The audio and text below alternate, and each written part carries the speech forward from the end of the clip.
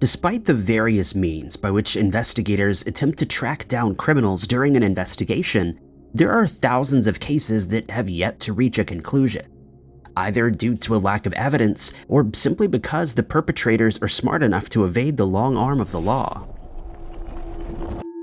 On the 26th of November 2011, a Walmart store located in South Topeka, Kansas, became the target of a robbery that would be regarded as the largest cash robbery that the city had ever seen, and just one man was responsible.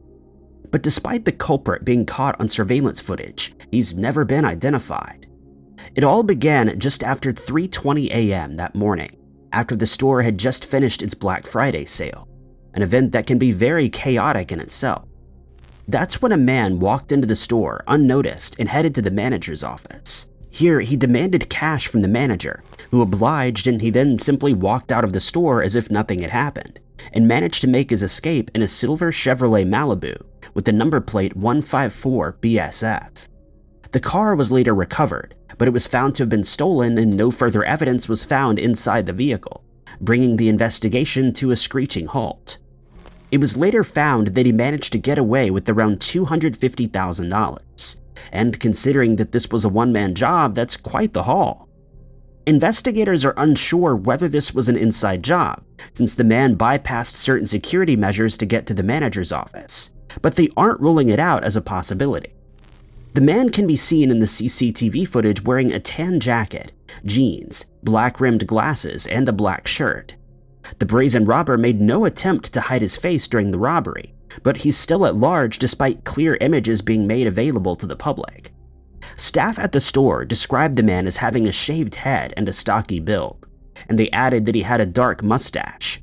They also stated that he's never become aggressive and didn't threaten any of the employees while the robbery was underway. Crime Stoppers has offered a $5,000 reward for any information that leads to the man's arrest, and Walmart decided to add an extra $2,000 to that amount, in hopes that someone will recognize the robber and come forward with relative information. Many criminals attempt to get rid of any evidence of their misdeeds as soon as the crime has been committed, and it's very often the case that they choose a body of water as a disposal site, since they're hard areas to search and the water usually gets rid of evidence such as fingerprints over time.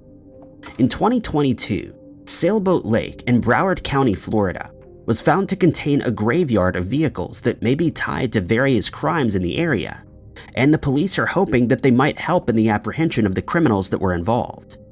The discovery was made by an organization called Guardians for the Missing, which was founded by Allison McManus after one of her relatives went missing in 2006. During a search of the lake, divers first found an old Bentley that had been dumped in the water, but this was only the tip of the iceberg. The group decided to alert the police to their discovery, and when the site was investigated further, they found an additional 7 vehicles in the lake. But they soon discovered that another nearby lake also contained a number of cars, all of which were removed from the water for further investigation. And by the end of the operation, 25 vehicles were recovered. Investigators have stated, however, that these cars aren't necessarily from the surrounding area, as these cars may have been driven from anywhere in the country before being deposited in one of the 2 lakes to conceal a crime. Divers stated that it was a daunting task since visibility in the water was very low, and they could see at most about 8 inches in front of them. Police officers believe that the cars may have been involved in any number of crimes, or that the vehicles may have been stolen before they were ditched by the culprits. At the time, McManus and her team were searching for 25-year-old Stephen McCrell, who went missing in July of 2015, but his car was not among those that were recovered from the lake. There is, of course, the possibility that some of the cars ended up in the water during an accident, but this seems unlikely since the other cars would probably have been discovered after an accident report. Around 10 p.m. on Monday, the 18th of August, 2014, the Cove Tavern in Hallett Drive, South Australia, was targeted by a robber who managed to get away with an undisclosed amount of cash, and he remains unidentified to this day, despite the fact that he was caught on the tavern's CCTV cameras. In the footage, the man can be seen wearing a bright orange Everlast jacket that's been turned inside out. He's also wearing black striped tracksuit pants, a black long-sleeved shirt with stripes down the sleeves, sunglasses, a face mask, gloves, and a dark beanie. After entering the premises, he produced a firearm and walked over to one of the counters. But he then walks over to a different counter after talking to a member of staff. Here, he's seen agitatedly waving the firearm around, and at one point he starts feeling through his pants pockets as if he's looking for something, but it's not known what he was searching for. A staff member then walks into view and places a stack of money on the counter. The robber quickly grabs the money and makes a hasty escape. Investigators later added that they believed he made his getaway in a dark-colored Holden Commodore sedan, since the car was spotted by a waitress as it drove away from the scene at high speed. But the vehicle was never tracked down, and the man remains on the run today. Staff from the Tavern's gaming room described the robber as standing around 6 foot 3 inches tall, with a stocky and slightly overweight build. Australian police have asked anyone who recognizes the man to contact Crime Stoppers at 1-800-333-000 or visit their website at crimestoppersa.com.au. ATMs are often seen as easy pickings by robbers who are looking for an easy payday. But pulling such a robbery off is no small task, since they're fitted with numerous security systems to prevent such an event.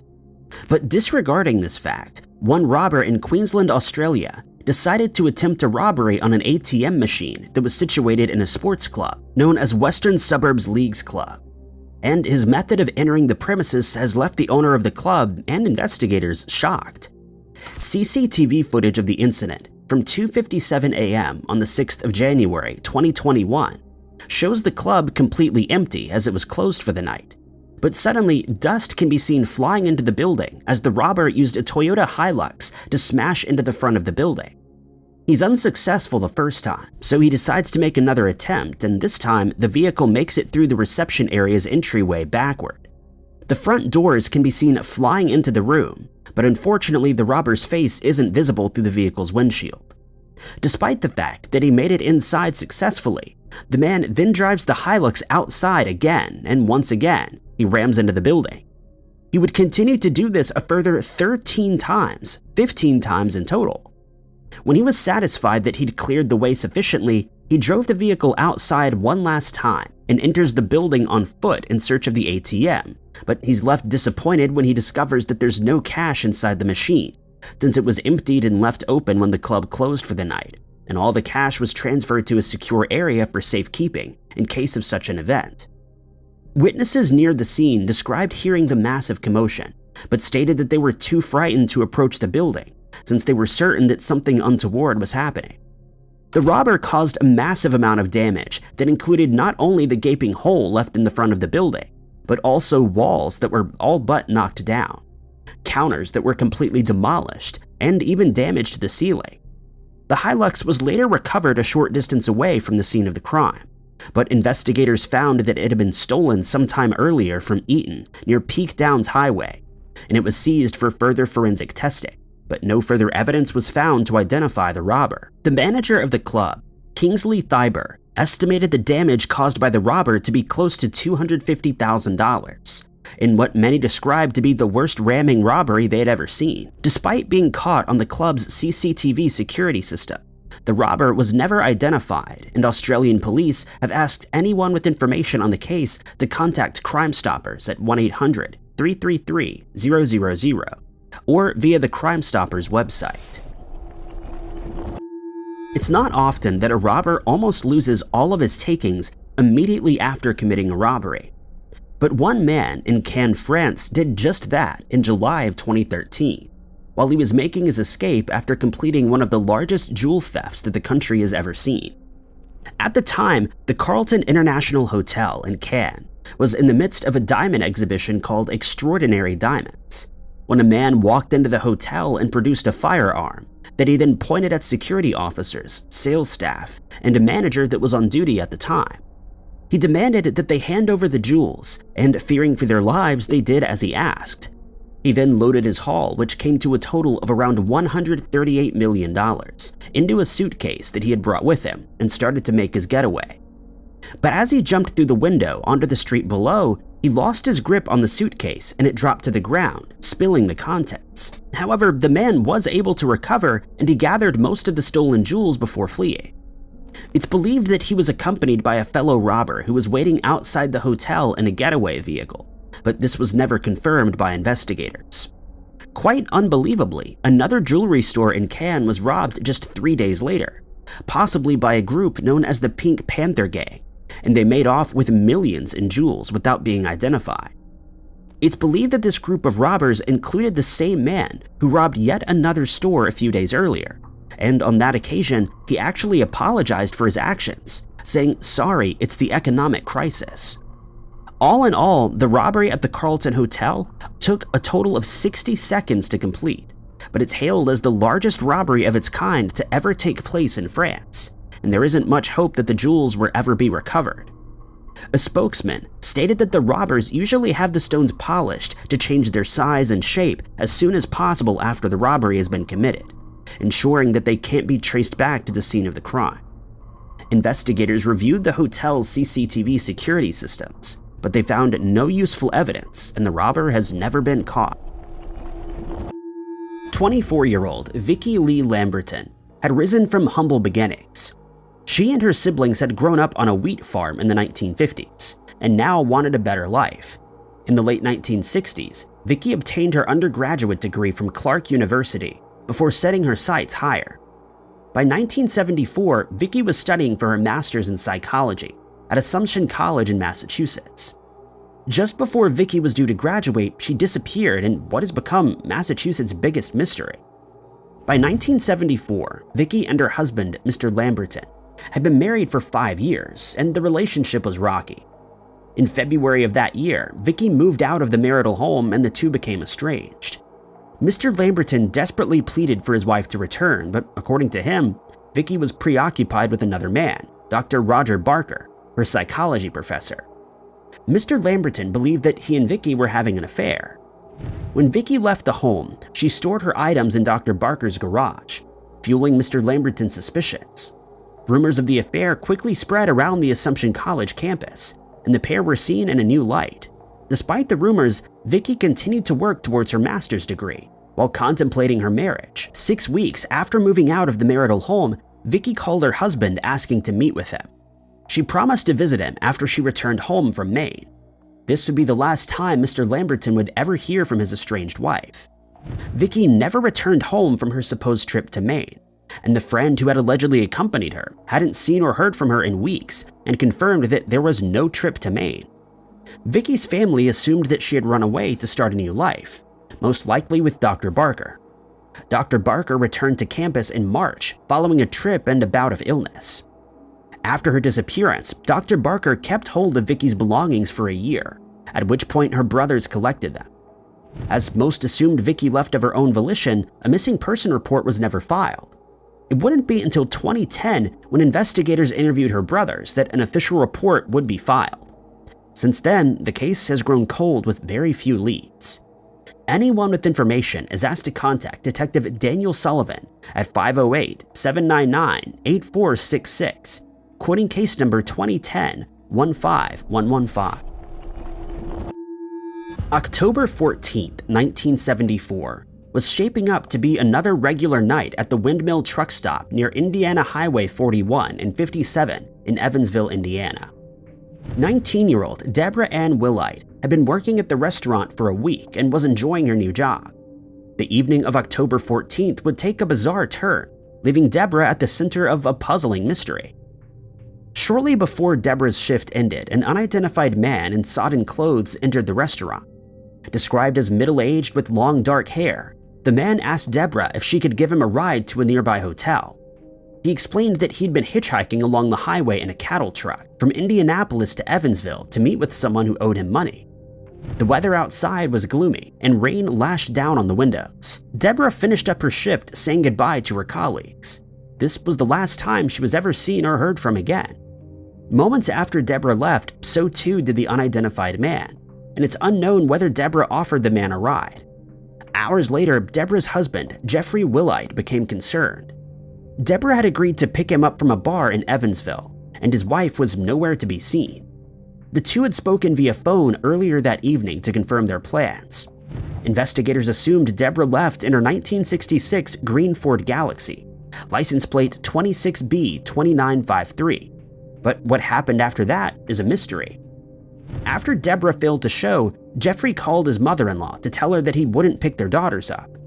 On October 16, 1974, Jeffrey called the Evansville Police Department, not to report his wife missing, but his car. He told officers his wife Deborah had stolen his car and that it wasn't uncommon for her to leave Evansville for a few days at a time. A week after Deborah was last seen, a missing person report was finally filed. Investigators found only 2 cattle trucks had passed through the area when Deborah disappeared.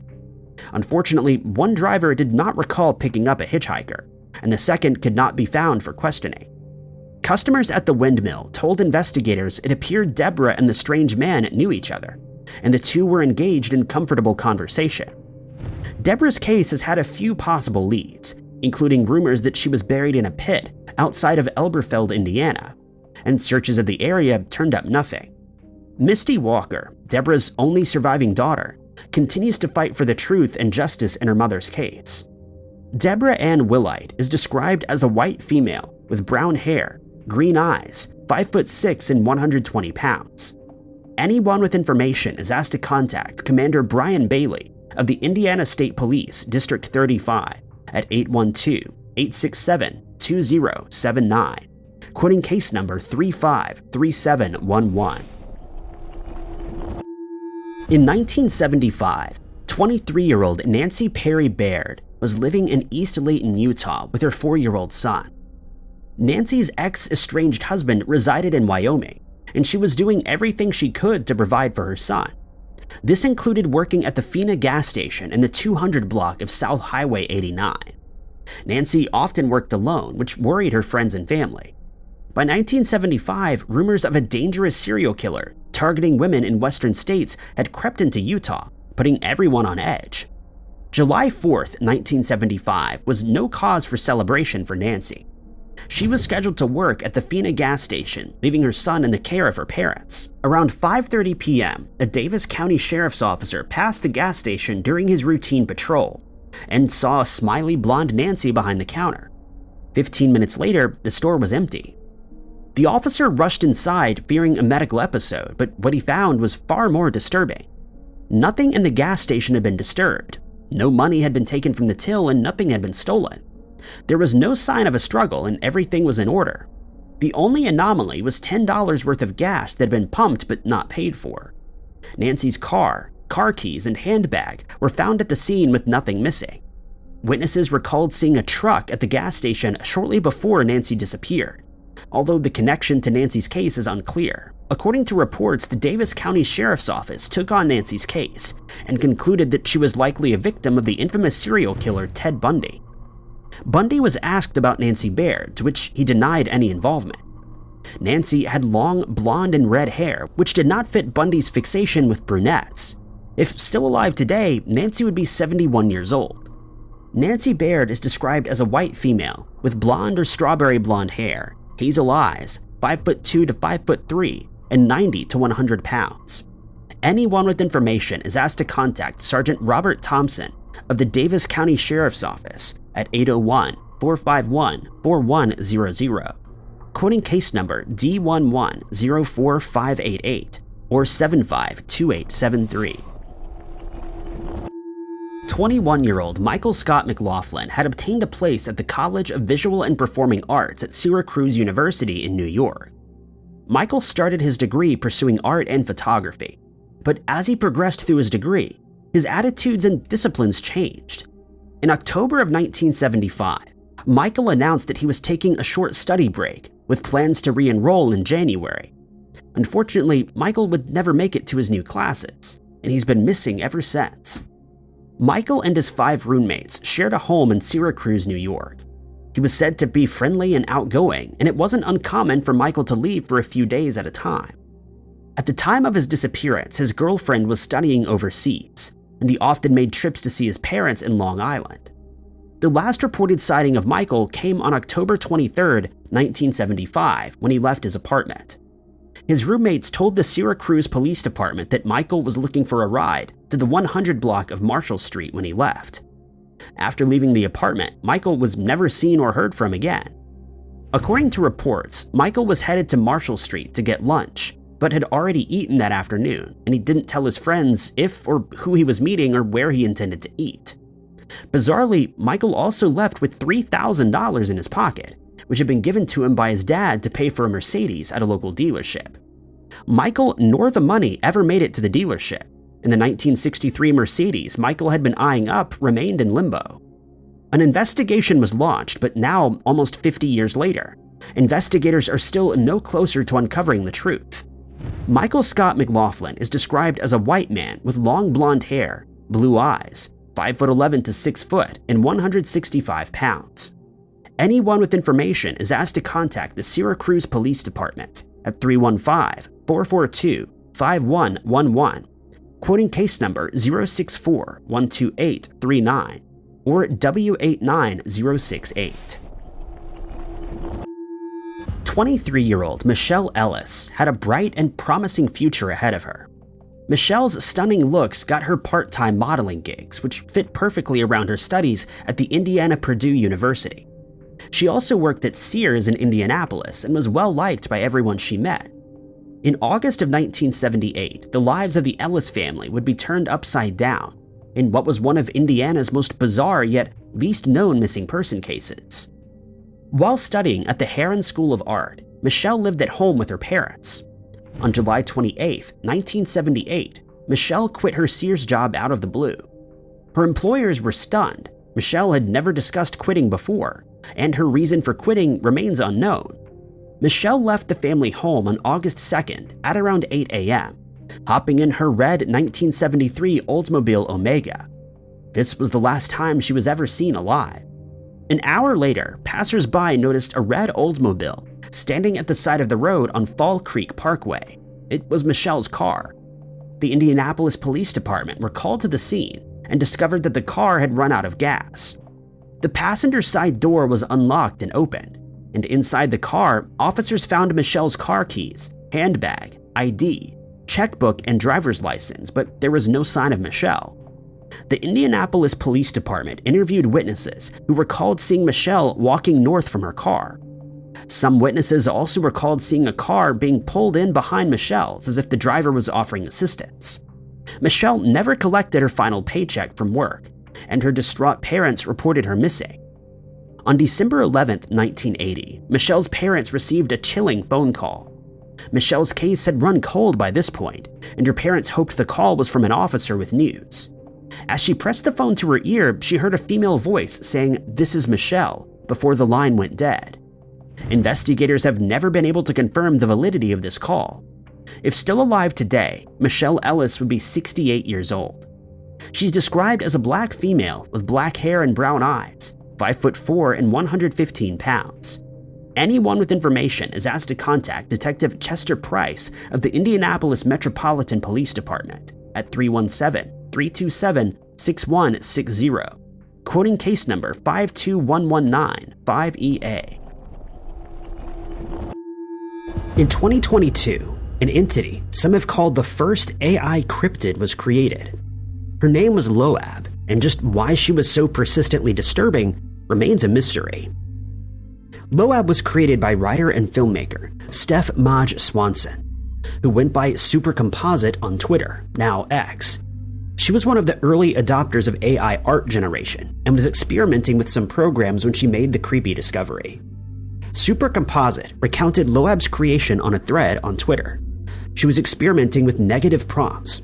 This is when you ask an image generator to create something that is as unlike the prompt as possible. In this case, the original prompt was Brando. The first image created looked like a company logo. It created the silhouette of a castle skyline with the words Digita Printix. It didn't mean anything, but was definitely very unlike actor Marlon Brando. Supercomposite then decided to see if the opposite of this image would produce something like Brando. She described the image and asked the AI to produce the opposite of it. 4 images were created, each one showing an older woman with long brown hair and a sad or tired expression. In each of the images, her eyes seemed strange, and in 2, they were clearly defined red triangles on her cheeks. This might have been a form of rosacea. The fact that each of the images was so similar was strange to the creator. Normally, these images would vary in some way, but these all seemed to show the same person. In one of the images, the word Loab was written behind the woman, giving her a name.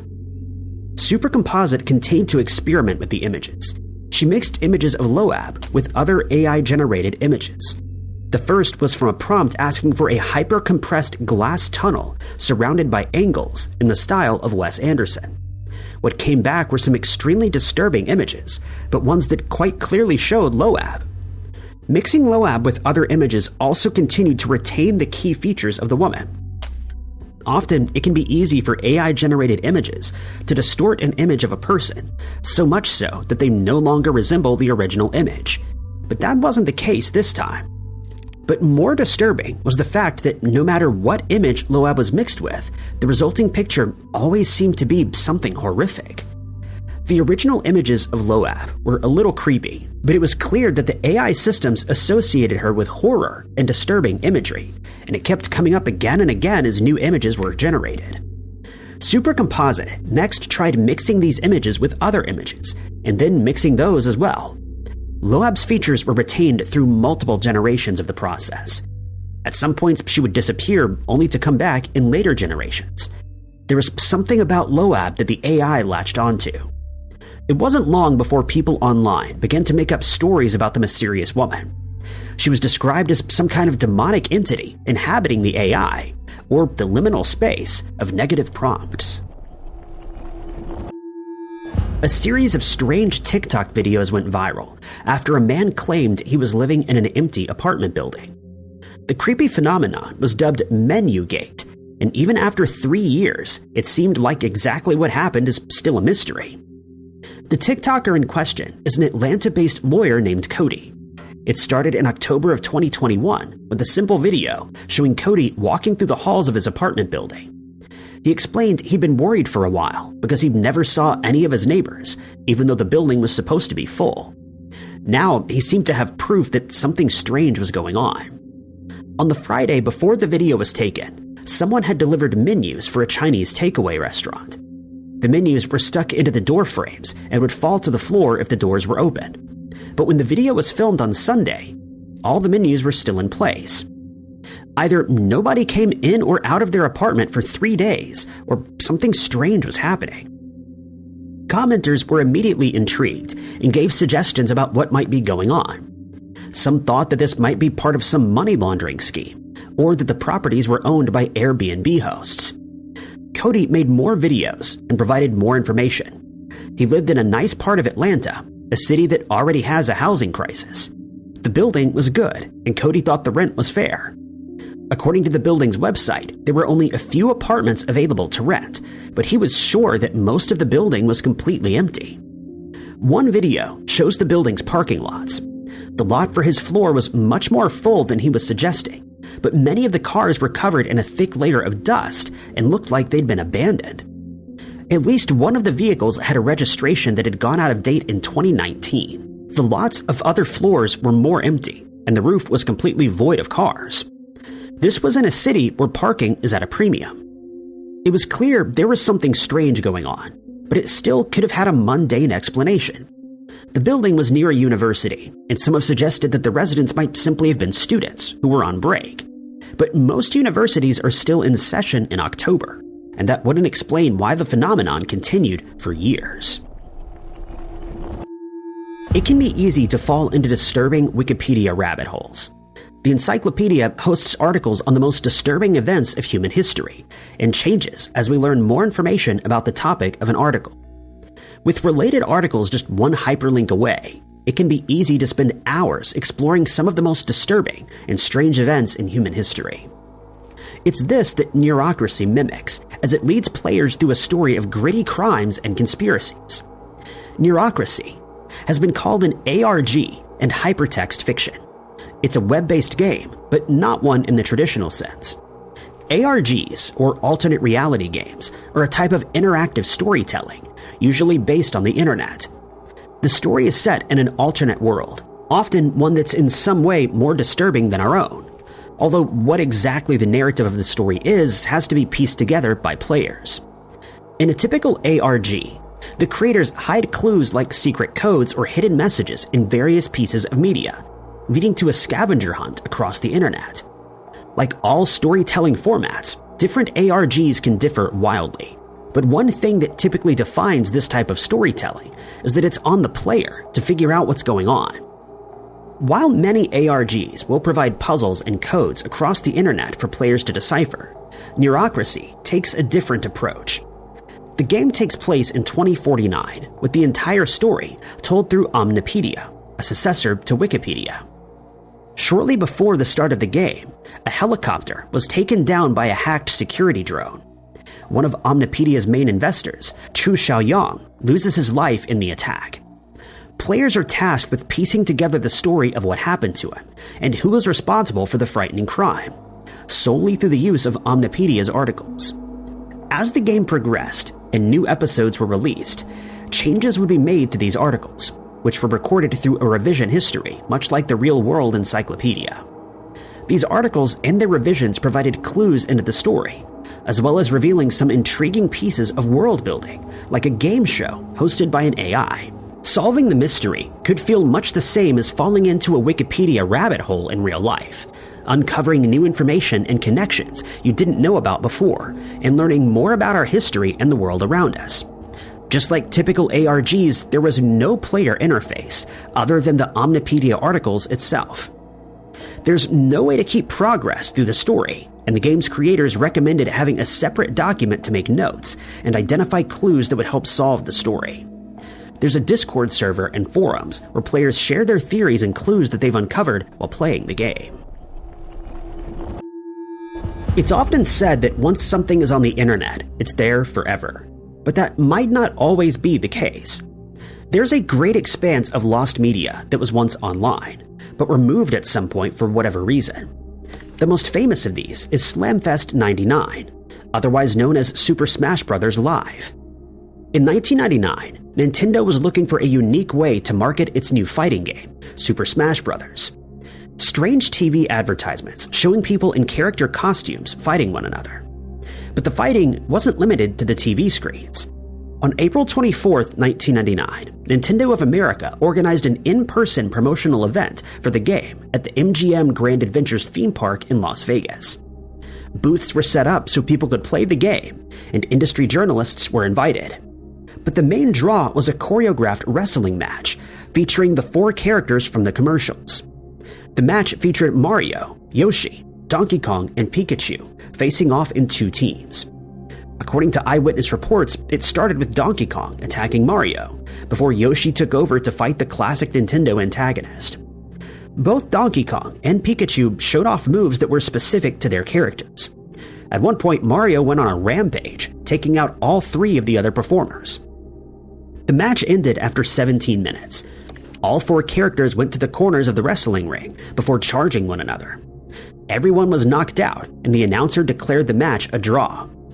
Multiple gaming magazines and websites wrote reports of the event, but no footage of the wrestling match has ever emerged. This would be strange enough on its own, but Smashfest was broadcast live online. The broadcast was made through the Golan Harris PR company that helped to organize the event and was featured on a dedicated website. For months afterward, fans were able to re-watch the match, proving it had been recorded in some way. But after a few months, the video was taken offline. In those months, the site wasn't archived through websites like the Wayback Machine, and it seemed to have been lost for good. Starting in 2020, there's been a significant effort to track down any footage of the event.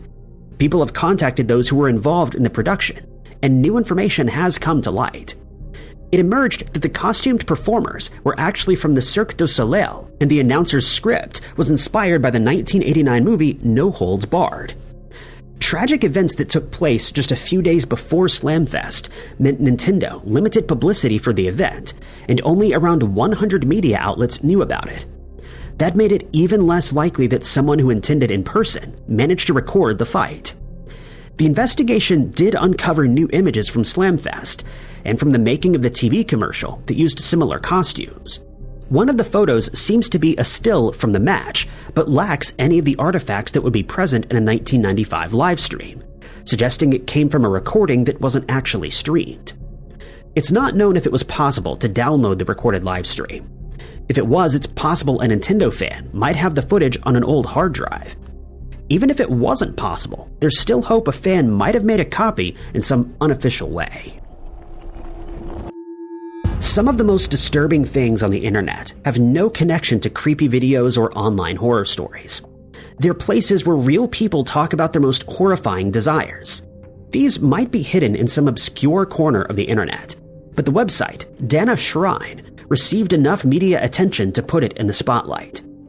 Death Note is a popular Japanese anime and manga with a simple premise. The main character finds a notebook of a Shinigami, one that will bring about the demise of anyone whose name is written on its pages. The story has inspired many fans to consider what they would do with such a notebook, and it helped inspire Kachiro Makita to make Dana Shine. The website is a place for Japanese women in loveless marriages to talk about their problems. They can range from serious issues like violence to simple complaints about snoring or money problems. But rather than being a place where these women can come together to support one another in overcoming these problems or escaping the marriage through divorce, the posts have a darker theme.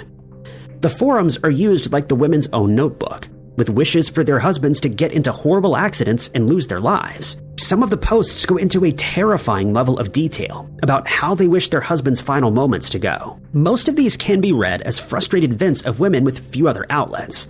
In the past, there was a stigma against divorce in Japan, and some of these women might still have problems with the process.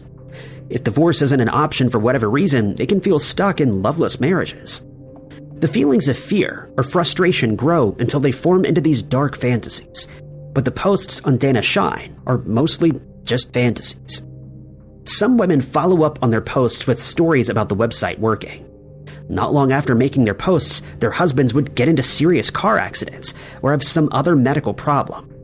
Rather than feeling terrified that a frustrated rant had turned into something real, they seemed pleased with what they had supposedly done. They thanked whatever spirit had led their husband to his end. A few posts go one step further. Rather than just wishing for or celebrating some horrible tragedy, they take steps to make it happen. This doesn't necessarily involve doing anything illegal, but doing things that they know will make existing health conditions worse, like adding more salt or oil to food. The website is still in operation today, despite media reports on its creepy and disturbing content. Gangstalking is a terrifying phenomenon that has managed to spread through the power of the internet. While psychologists and people on the outside might claim that gangstalking is nothing more than a delusion, those who think of themselves as targeted individuals believe they're being targeted by some shadowy organization. The fact that there have been rare instances of actual harassment and stalking campaigns only serves to solidify the delusions. The problem of misinformation on the internet has become well known in recent years. Social media sites and search engines might try to combat this, highlighting trusted sources when researching topics shrouded by misinformation. But that doesn't always work. This is especially the case when like-minded individuals come together in Facebook groups or forums. Anecdotal evidence and opinions are then combined with biased or false articles to reinforce an incorrect belief that can be hard to dislodge. This is one of the ways the internet has allowed conspiracy theories to spread and do significant damage to the offline world. It's how theories of gangstalking have spread. Gangstalking is the belief that someone is being targeted, harassed, and followed by a group of individuals. They might all work for the same company, or have been hired by someone the victim has upset. Often, the supposed purpose of gangstalking is to make a victim appear mentally unstable, so that people are less likely to believe what they say. There have been some rare cases where gangstalking is real.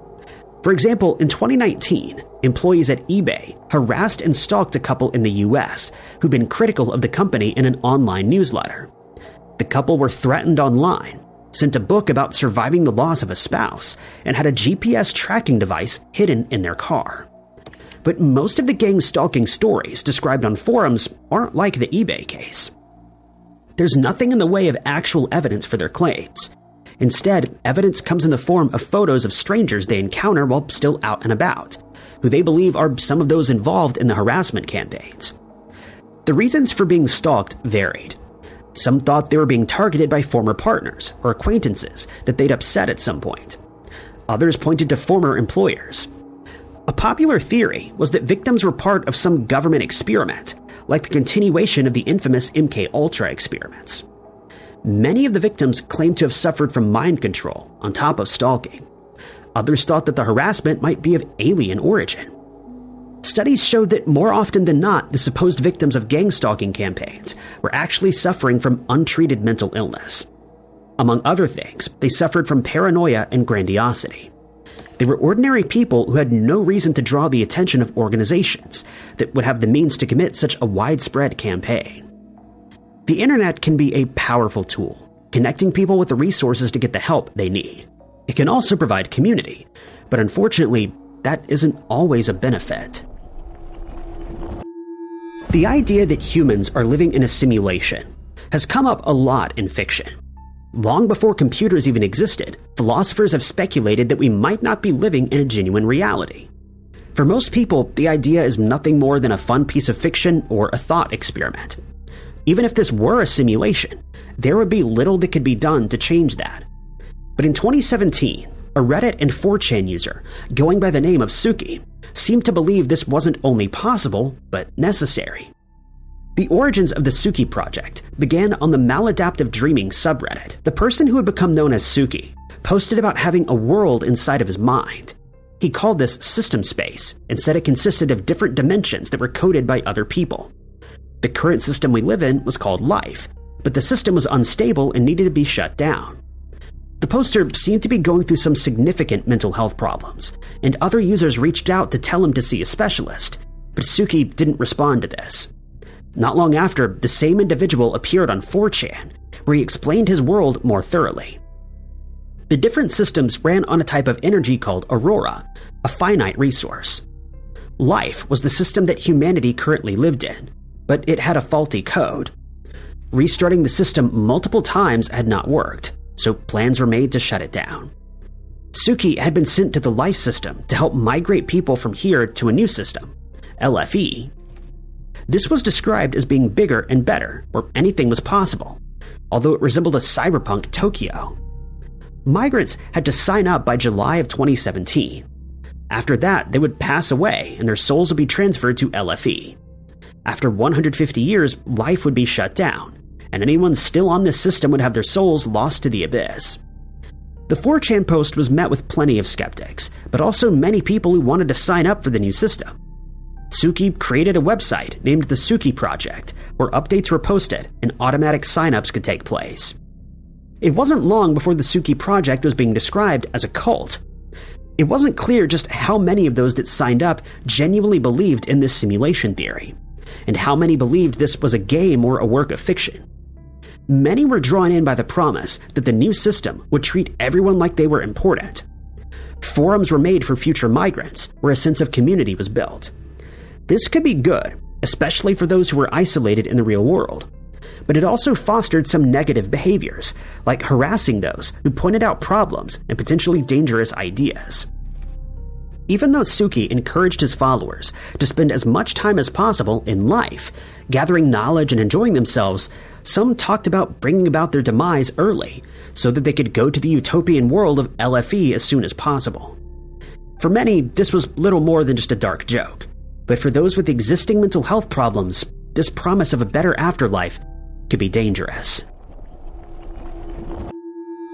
Analog horror is a format that has become popular on YouTube and other platforms in recent years. Scary and disturbing stories are told in the format of VHS tapes, infomercials, and other forms of analog media. It gives the story something of a nostalgic feel, even as the horror sets in. Gemini Home Entertainment has been described as one of the best analog horror series on YouTube, and one of the scariest. The series is an anthology of tapes, distributed by the titular entertainment company. Each one has a different focus, and many are created by different companies. That means that each short video stands on its own as a piece of horror. Most begin like a typical educational video, teaching about subjects such as normal animals or space. They then take a turn, hinting at something supernatural. They can leave the viewer feeling unsettled, as it's clear there's more to the story than meets the eye. But when put together, each video tells a small part of some cosmic horror. Exactly what's happening in Gemini Home Entertainment is left for the viewer to interpret. In total, there are just under 2 hours of content released on the channel so far, but videos analyzing the channel and trying to put together clues can be much longer. The majority of the story takes place in the 80s and 90s. At some point, scientists realized there was something out of the ordinary in the far reaches of our solar system.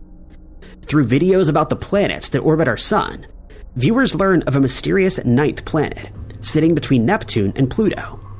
The planet is a little smaller than Saturn and named the Iris. The Iris is a newcomer in our solar system and has already infected Uranus.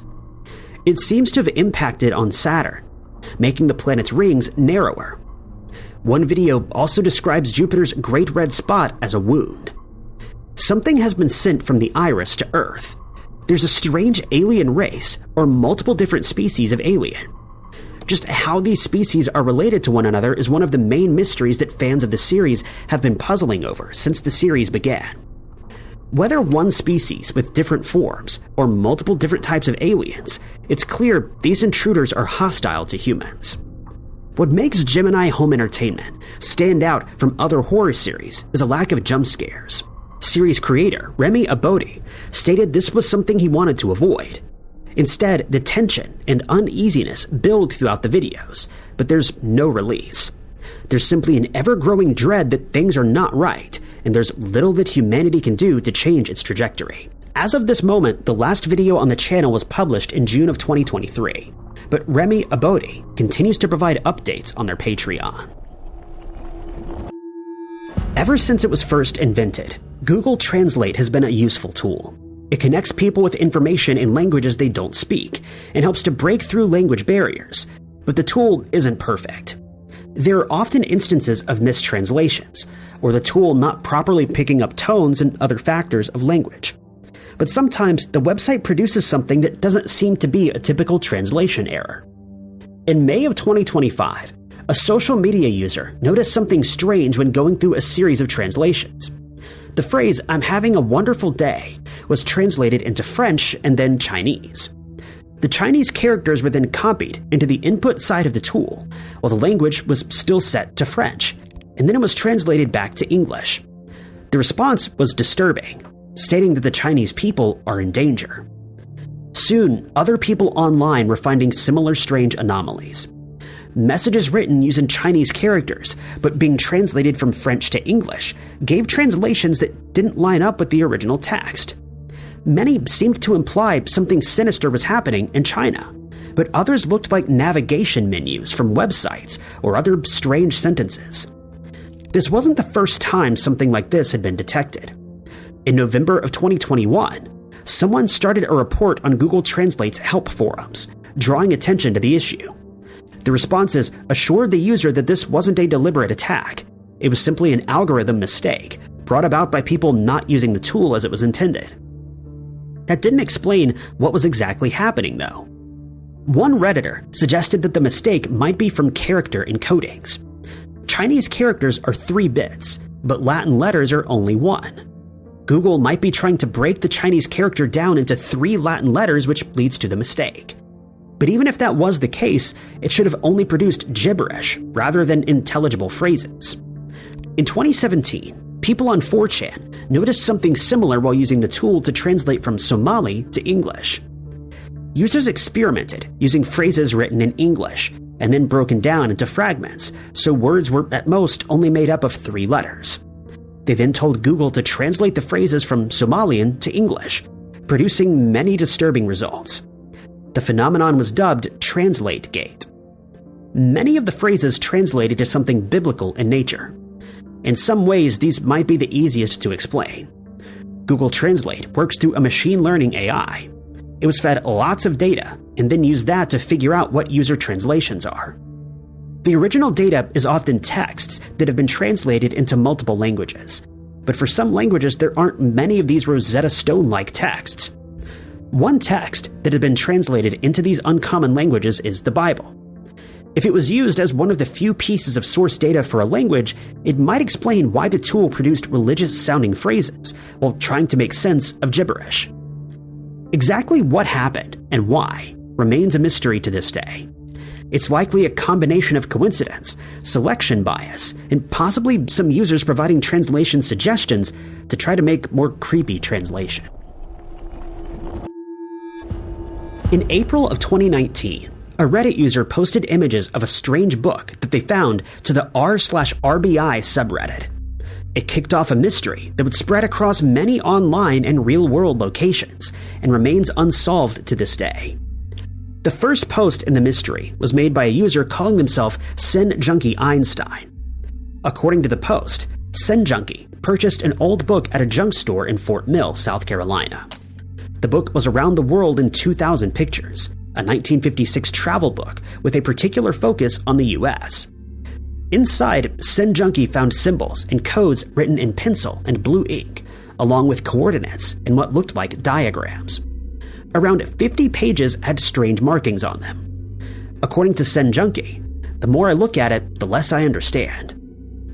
He offered to mail the book to anyone who wanted a closer look, and uploaded images of all the graffitied pages. Sen Junkie had previously tried to get information on the What Is This Thing subreddit, which recommended they post to r/codes. The Redditors there were just as baffled as he was, and little progress was made. The very first page, when opening the book, had plenty of coordinates and annotations to intrigue those who wanted to solve the mystery. One of these was a small box with a cross in the center, in the middle of the first page. 3 arrows point away from the box. One is labeled as 50 Joanna, although Sen Junkie interpreted it as SoJoana, giving a name to the mystery. Redditors on the RBI subreddit were able to solve some of the codes, but it was soon clear this would take more than the comments on a single post to solve. A new subreddit was set up, dedicated to solving the SoJoana mystery. Many different coding systems were used throughout the book. Some of the inscriptions were written in Cherokee. Others were a cipher favored by the Freemasons. Dots written under printed letters, and letters from the Latin alphabet written in some unknown code. Gradually, a list of words began to appear, but online sleuths had no explanation for what these meant. The locations, indicated in the coordinates, were also quickly identified and plotted onto a map. Most of the locations were from the Appalachian region of the US. Some had esoteric connections, like the infamous Georgia Guidestones, and a cemetery where Freemason figures were buried. But others were simply universities or fire lookout stations. There was a lull in the investigation until a seemingly unrelated post was made in the r/found-papers subreddit in September of 2020. The subreddit is dedicated to posting photos of pieces of paper that have been discarded and found again. Redditor Wendy claimed to have found an old pull tab flyer in North Carolina. The tabs had words and symbols of card suits on them, and the leaflet seemed to be advertising a site named Crossfire Gambit.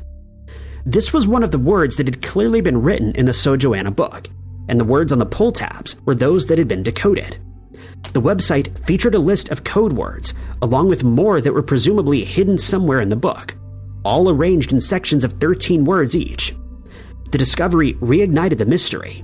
Another website was found, which featured a photo of the Murphy Pyramid, which sleuths believed was what the box and cross on the first page represented. More code words were found in the image. At some point, it was discovered that a YouTube channel by Ricky McCriston was involved in the mystery.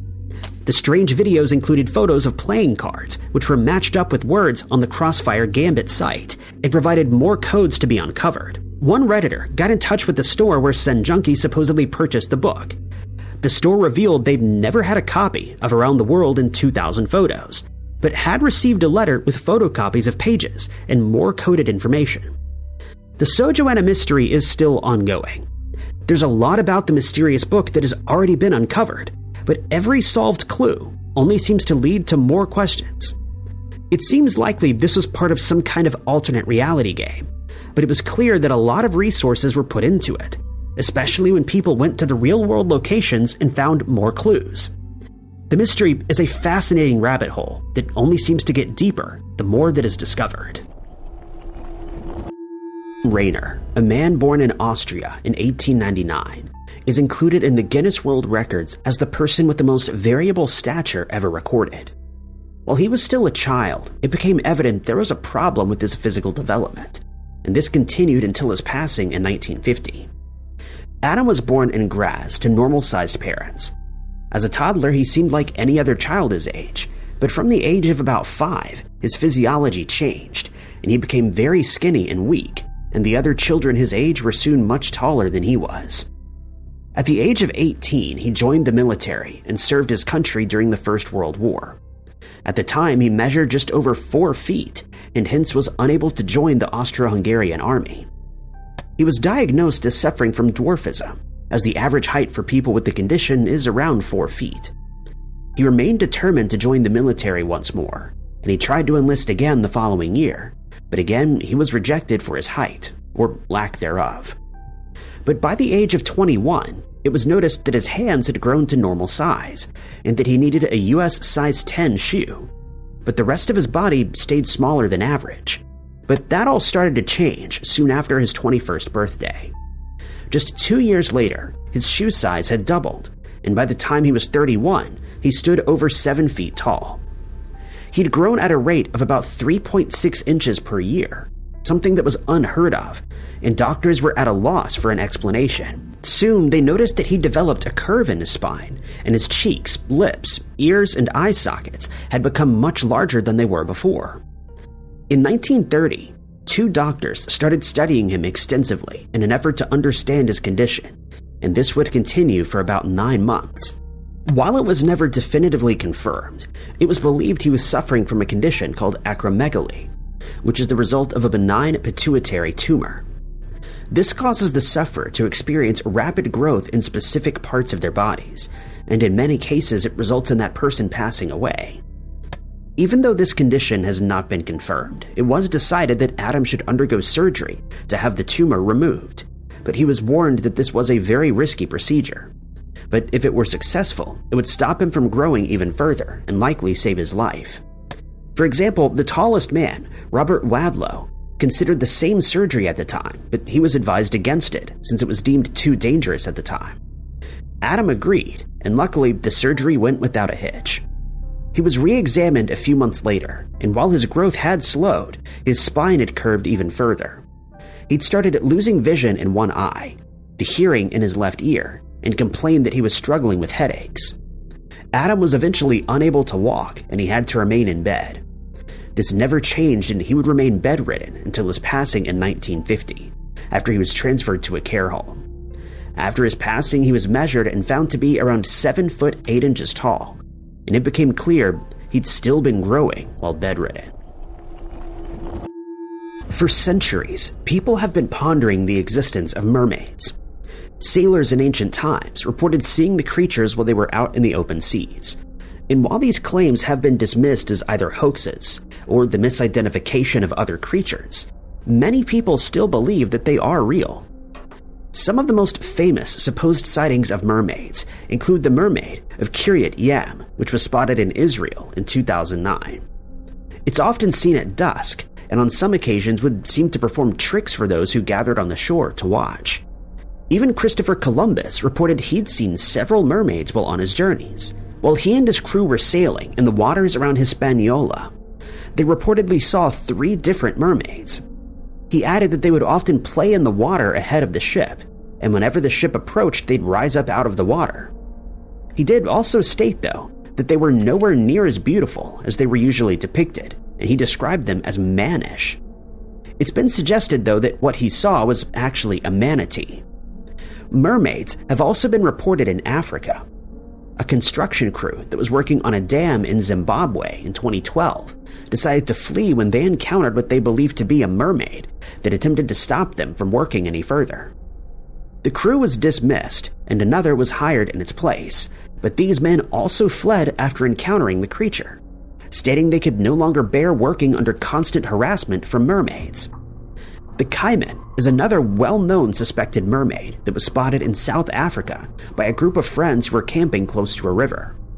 They described her as pale white with long, dark hair, and that she seemed to glow in the sunlight. When they decided to take a closer look, the creature let out a cry as if she were mourning, and in the resulting chaos in the group, she disappeared back into the water, after which they were unable to spot her again. Then there's the Dearness mermaid that was first spotted in Newark Bay, Orkney in Scotland in 1887. This creature had been seen in the area many times over the years, and locals describe it as having a long white neck with black hair, human-like arms, and reports seem to indicate that it swims like humans do. It's been seen by fishermen, tourists, and people who just happen to be passing by. Some people have even reported seeing its offspring, and on occasion, a few people have attempted to capture it, but to no avail. At one point, the creature was spotted so often that leading newspapers across the country featured articles about it, and to this day there are still many people who believe it to be real, and it still swims in the waters off the coast of Dearness. It's been suggested it may have just been a manatee that somehow got lost and decided to make the area its home, or that a different creature was mistaken for a mermaid. One man managed to take a photo of it, and when it was studied, the creature was found not to resemble any known aquatic creature, which has led some people to believe that it might be a kind of a hybrid seal, or that it really is a mermaid, as unlikely as that may seem. On the 17th of October, 2006, Sacramento County Sheriff's Deputy Jeffrey Mitchell was driving his patrol car near the intersection of Dillard and Mice Roads when he spotted a white van that had no license plates. He decided to instruct the driver to pull over for what should have been a fairly routine traffic stop, but what followed ended in tragedy. It was around 3:30 a.m., and before pulling the van over, he radioed his dispatch, stating that he could only see one person inside the vehicle. He couldn't spot anything untoward and so stated that everything about the van seemed in order, other than the missing plates. About 7 minutes later, the dispatcher heard a clicking sound coming from Mitchell's radio, and they tried to contact him but got no response. Worried that something may have happened during the stop, they dialed his cell phone, but again got no answer. The dispatcher notified all available deputies that they should proceed to the area with their sirens and lights on, and to be prepared in case something nefarious was going on. 10 minutes after Mitchell had radioed in, the first deputy arrived. He was shocked to find Mitchell lying in the road behind his patrol car. The person that he'd pulled over had somehow managed to take control of his firearm and then used it to attack him before fleeing. Understandably, the area was soon flooded with police officers. It was assumed that Mitchell either recognized the driver as a wanted criminal, or that he saw something in the van that caused a fight to break out between him and the driver before he was attacked. Mitchell was rushed to a nearby hospital, but unfortunately did not survive. The priority was to find the van in question, since it would undoubtedly hold clues as to what happened. And 12 hours later, it was spotted floating in the Cosumnes River. It was hauled out of the water, and inside, the bodies of 43-year-old Alan Schubert and 28-year-old Nicole Ann Welch were discovered. It's believed that Mitchell was in the process of handcuffing the suspect when the altercation broke out, and that the driver was then able to take control of his firearm. Autopsies revealed that Schubert and Welch had passed away from carbon monoxide poisoning, and it was calculated that it would have taken the driver 27 minutes to reach the river in the van. At first, it was believed that either Schubert or Welch had ended Mitchell's life, but neither showed signs of being in any sort of physical fight. It became clear that the driver was in the process of disposing of the bodies when they were pulled over, and after spotting the bodies, Mitchell had attempted to make an arrest, which cost him his life. It would then be discovered that on the day that their lives were ended, Schubert and Welch were headed to Jacksonville in Schubert's van to visit a friend. Schubert had made plans to be back later that day but never returned, according to his girlfriend. No suspects were ever identified, and eventually the case went cold. In the years that passed, a few people have been named as persons of interest, but they've all been cleared of suspicion. The case is still under investigation, and the Sacramento County Sheriff's Office has asked anyone with information to contact them at 916-874-8477. The case of the disappearance of 41-year-old Elaine Johnson, which took place in November of 1990, is one that still perplexes investigators today, since it contains some very strange details that have yet to be explained. At the time, Elaine was a divorced mother, and she was living alone in Parma, Ohio, specifically at the Kimberly Park apartment complex. She was employed at the Tri-C Unified Technology Center and was known to be an artistic woman who liked to keep her life and home organized. She was normally a fun-loving person, but at the time she'd sunk into a depression, which caused her to become dependent on alcohol.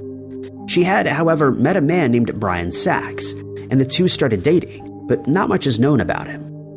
Elaine's daughter, Jody, later stated she last saw her mother on Thanksgiving Day of that year, and unfortunately they'd gotten into an argument over Elaine's drinking problem. Jody left, but spoke to her mother on the phone later that night, and during the call, Elaine seemed to be rambling incoherently. But she did state that she and Brian were planning on getting married in February of the next year, and added that she was delaying his meeting Jody since she believed her daughter wouldn't like him, though she didn't state why this would be the case. On the 29th of November, Elaine was known to have stopped in at her workplace to collect her paycheck. Alarmingly, while there, she told one of her colleagues that if he didn't hear from her in the coming days, it'd be because she was no longer alive. Again, she didn't elaborate.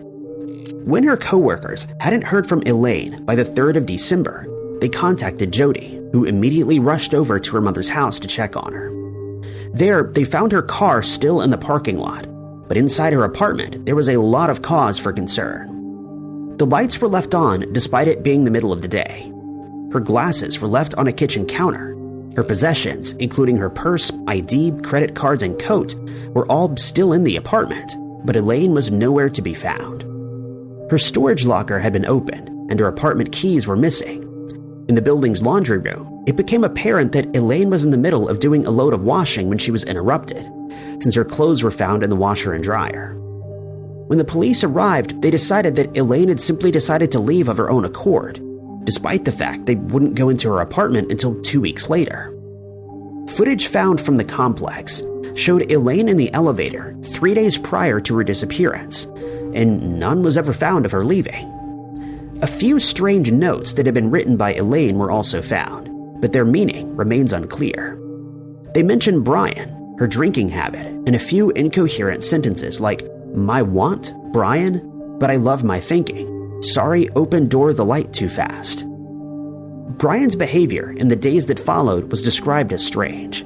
He seemed unconcerned about her being missing. He stated he'd spoken to her earlier that week and that he hadn't seen her for a few days, but later told investigators that he saw her at her apartment on the 30th of November at around 8:30 p.m. He then stated he'd actually stayed over at her apartment that night, and before leaving the following morning found a note addressed to her on the building's intercom system. He handed it to her in the laundry room and then left. He then claimed to have called the police after he couldn't get a hold of her, but there are no records of such a call being made. He agreed to take a polygraph test and passed, and to this day, Elaine remains missing, and her fate is unknown. Surrey, in England, is not the type of area where you would expect to fear for your life because of a big cat attack. But since the mid-1950s, people living in Surrey have reported seeing a panther-like cat roaming around different parts of the county. The cat, known as the Surrey Puma, was once seen in 1955 when a woman was walking in the village of Abingerhammer. To her surprise, she stumbled across a deceased calf in a field, and just a short distance away she saw the culprit, a large black cat that she later described as similar to a puma. But accounts of the creature vary, leading many people to believe that more than one large cat is living in the area. In 1770, in one of the first reports, a farmer reported that when he was still young, he was standing near a hollow elm tree in Waverley Abbey when he saw a gray cat about the size of a mid-sized spaniel walking around. He once told the press that he had once seen a large wild gray cat while he was spending time in New Brunswick, and that the cat he saw that day was uncannily similar. Not many more sightings had occurred until the 1930s, when people started reporting seeing cats that looked like lynxes, panthers, and lions' cubs.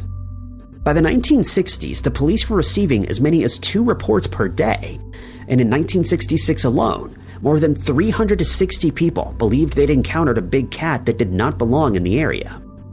But one of the most prominent sightings occurred in 1964, when a man was out in Munstead Heath. he came across a patch of blackberries and was in the process of picking a few near a water tower when he spotted an unusual animal.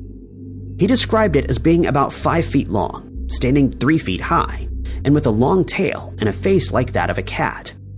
Frightened by what he saw, he quickly left, but after reporting what he saw, several people traveled to the area to investigate. They managed to find a set of paw prints in the soil that led them to a fence, where they suddenly stopped. Farmers in the area started reporting that they found animals, including deer and cows, that had seemingly been attacked by the cat, but managed to survive. They were found with scratch marks on their hides, but when these marks were studied, they were found to be smaller than the average puma's claws, leading some people to believe that the cat had either produced offspring or that a different creature was also wreaking havoc in the area. In 1966, an ex-police officer spotted the cat in his garden, and he managed to take a photo of the creature, after which he showed it to experts at Chessington Zoo, London Zoo, and the Natural History Museum. Staff at the museum and Chessington Zoo agreed that it might be a puma, but reports from London Zoo believed that it might be something else that they couldn't identify. Today, the Surrey Puma remains one of the county's most enduring unsolved mysteries. The family of 30-year-old Chad Austin, who disappeared on Memorial Day of 2019, has pleaded for anyone with information on his case to come forward, since his case remains unsolved today, despite the best efforts of investigators to figure out what happened to him. Chad originally hailed from Buena Vista in Virginia, where he did well in school. He represented his school in soccer, football, and basketball, but football was a passion of his. He was the type of person who wouldn't think twice about helping someone in need, and was very close with his family. He also loved spending time around animals, and at one point took a job at a zoo in Buena Vista, and he would often send photos of the animals to his family. He got his love for the outdoors from his family vacations that were often spent at Smith Mountain Lake, where he loved to fish and go on hikes. Two of his favorite spots in the wild were Panther Falls and the Blue Ridge Parkway. He enjoyed the fact that there was no cell phone signal in these areas, and particularly loved spending time at the waterfalls. When he encountered other hikers on the trails, he'd usually share his food and water with them and ask to hear their stories of their time in the outdoors. He was a people person who was liked by everyone he met, which makes his case all the more tragic. On the 27th of May, 2019, Chad decided to visit Panther Falls once more. He set off with his beloved dog, Gunner, and his mother, Ellen, remembers seeing him getting in his car to leave, but she stopped to ask him if he wanted anything from Taco Bell since they were about to place an order. He stated he didn't want anything and then drove to the falls. He stayed out later than usual that day, but his family wasn't concerned at first, since they knew he might have decided to stay a while longer. The next morning, everyone in the family had gone to work when the police tried to get a hold of them. They managed to contact Chad's parents later that afternoon, and they were informed that someone had come across Chad's car at Panther Falls. This didn't send any alarm bells ringing, but when they were told that they'd found Gunner, Chad's dog, unattended, they started to become concerned. Gunner was all right, but he was found locked inside the car, which was very unusual. His family started phoning all Chad's friends to ask if they'd seen him, but no one had. When he still hadn't come home by the 29th of May, he was reported as missing. A search was conducted the following day after a torrential downpour, but nothing was found. For the next few months, his family did everything they could to find Chad and to spread awareness about his case, but no new leads were received. Then, in December of that year, Chad's wallet was found on a trail, and the investigators stated they believed it had been left there after the fact, since the trail had been searched before, but on that occasion nothing was found. Furthermore, it looked almost brand new, which should not have been the case if it had been lying out in the open for several months. Later on, a fisherman was spending time at the falls when he came across a set of remains that were later confirmed to belong to Chad. It was determined that two sharpened blades that were found a few months earlier were used to end Chad's life, and investigators reported that they believed a group of people was in the area at that time and they knew who was responsible. While the details have not been released, they added that they had forensic evidence showing that Chad and his attackers were involved in a physical altercation, but they declined to release any further information. the Virginia State Police has asked that anyone with additional information come forward by contacting them at 804-674-2000. For now, Chad's case remains unsolved. Christopher Kurs disappeared from his family's house shortly before his 18th birthday, and while his disappearance is a baffling mystery, it's been made all the more mysterious by a series of strange notes that were sent to his parents after he vanished. Christopher was an outstanding student who reached the semi-final stage of the National Merit Scholarship Program. He was also invited to join the National Honor Society, and when he wasn't studying, he enjoyed spending time in the outdoors, swimming and reading. His life seemed to be heading in the right direction, but on the 20th of April, 1990, things took an unexpected turn. He was supposed to get up for school that morning, but he complained to his mother, Lonnie, that he was suffering from a bad headache and said he'd be staying home for the rest of the day to recover. She gave him a headache tablet to drink and then set off for work at an elementary school after offering to stay home with Christopher, but he stated he'd be fine alone. His father had left for a business trip, so he'd be spending the day at home on his own. When Lonnie finished her shift at school, she immediately drove home, but when she arrived, she realized Christopher wasn't there. Strangely, their dog was running around their yard when he should have been on his leash, and the family's van was no longer parked in the garage. In the house's kitchen, they found a note from Christopher in which he stated he was feeling better and that something important had come up. He added he'd be home by 6 that evening, and if he wasn't, it was likely that he had gotten lost. The word lost had been underlined several times. Lonnie contacted her husband, who immediately returned to the house, and when they still hadn't heard from him by midnight, they contacted the police. Unfortunately, they were told to wait 24 hours, and the police only started working on his case the next day. Then the case got even stranger.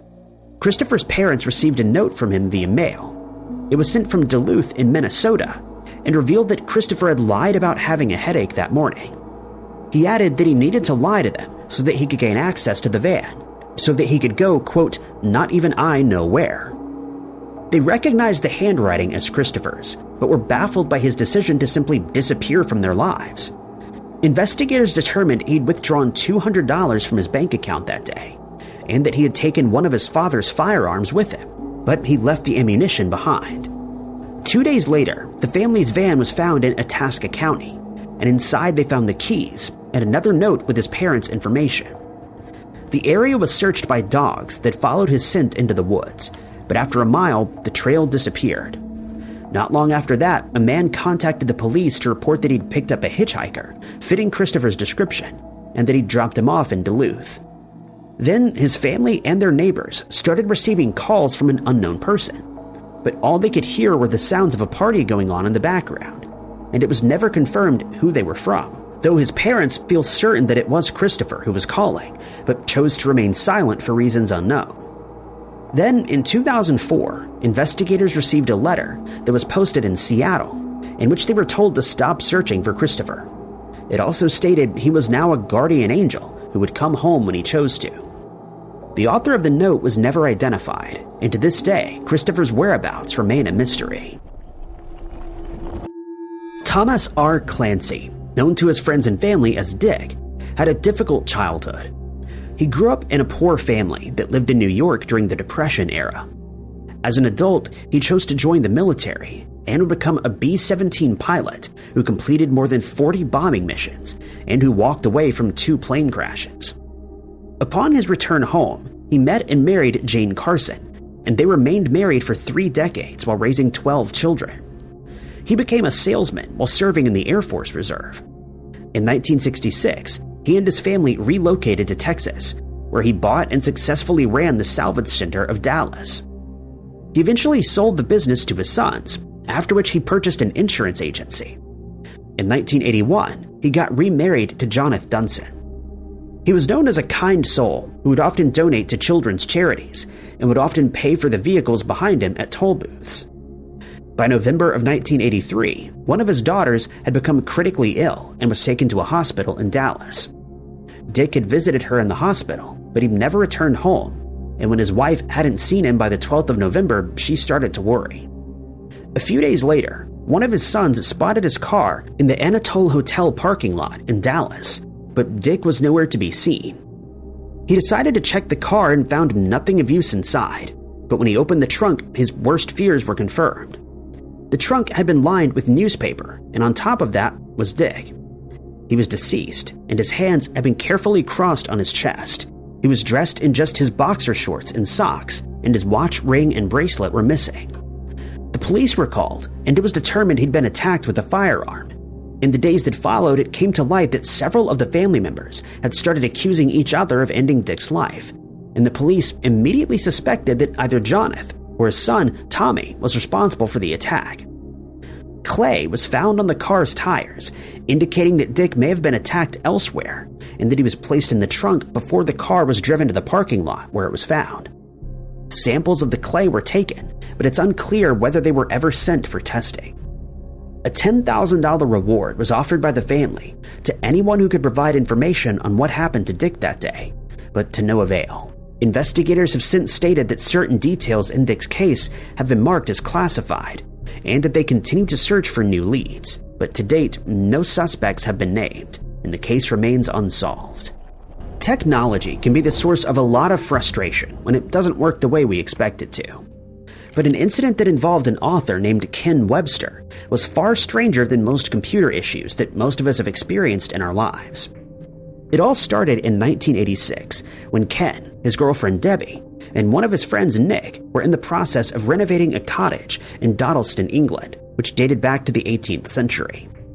They'd already experienced some strange events in the cottage, such as 6-toed footprints that trailed up a wall, but they were certain that they were being pranked by someone. Ken simply painted over the prints and thought nothing more about it, until the next day when they had inexplicably returned. In the days that followed, the group started experiencing strange, ice-cold breezes in the cottage, and they became aware of a strange, unseen presence that seemed to follow them around. At one point, they found several cat food tins that had been neatly stacked into a pyramid, but this would be followed by a more puzzling event. Ken had been using an old computer that he'd borrowed from a school where he'd been teaching, and one day he started receiving messages that he found haunting. At first, the sender wanted to know who Ken and Debbie were, since he claimed they were living in his house without his permission. He accused them of stealing his home, and added that he could see everything that they were doing. These messages were usually written in an old style of English, and mentioned that many of the words spoken by Ken and his friends were unfamiliar to the sender. They also stated they didn't understand how the lights that they were using worked, but imagined that it must be some kind of magic from the devil. The author revealed that he was called L.W., but later stated his name was Thomas Harden, or Howarden. When the couple researched the name, they discovered that Thomas used to be a vicar back in the 1550s. He later added that he suspected Ken and Debbie were from the future, and it became clear that he was watching them, as he often made reference to items that were being brought into the house, such as photos of a Jaguar car, which he referred to as a horseless cart. When Ken revealed he was living in the year 1985, Thomas became confused and stated he thought he was from the year 2109, since his friend who'd brought the lights was living in that year. Ken and Debbie eventually decided to invite a paranormal investigation team to the cottage to see what they could find. The Society for Psychical Research responded and conducted 3 separate investigations, but found nothing unusual. Thomas would eventually disappear after complaining he was forced to leave his land, but he added that he would leave a gift in the form of a book for the couple in the future. Ken eventually recalled these events in a book called Vertical Plane, and the case has become known as the Donaldston Letters. The book, which was promised, has never been found, but that isn't to say that it won't appear one day in the future. It's been over 46 years since 19-year-old Cheryl Sharer inexplicably disappeared from Scott City in Missouri, and today investigators are no closer to figuring out what happened to her. Cheryl grew up on a 45-acre farm with her family. The property was located between Scott City and nearby Benton, and she was the oldest of 3 children. They spent most of their time playing outdoors, and Cheryl had a special love for the animals on the farm, as she could often be seen playing with them. She would design and sew her own clothes, and before graduating from high school in 1977, she was elected as prom queen. Immediately after her graduation, she started working at a gas station in Scott City called the Rhodes Pump Your Own. The gas station was just a few miles from the family's home, and it didn't contain a convenience store like modern gas stations. You could only buy gas and cigarettes, and so only one person was required to be at work at a time. Cheryl would usually work from 2 p.m. to 10 p.m., and when she completed her shift, she would take the day's takings with her, a fact that greatly concerned her parents.